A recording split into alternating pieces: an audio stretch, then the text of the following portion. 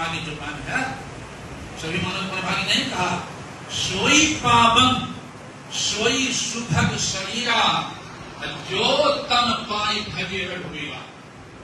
भाग्य वो है जो ऐसे प्रभावी शरीर पा करके प्रभु की भक्ति करते हैं युक्ति दान करके। बिना युक्ति से नहीं होगा, बिना युक्ति की मुक्ति हो। इसलिए एक देवता की लड़ाई से मानव आगे करनी है। नरतम दुर्लभ देव को सब कोई करे पुकार, सब कोई करे पुकार देव के ही नहीं पावे। ऐसे मूर्ख लोग स्वर्ग के आस लगावे। बुद्ध छीन होई सोई देव स्वर्ग से नरक में आवे। हरमय चारों खानी नहीं कि ताहरी झावे।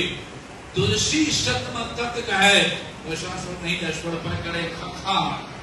नरतम दुर्लभ देव को सब कोई करे पुकार। आगे हम चुके हैं भक्ति परमात्मा को प्राप्त कर सकते हैं।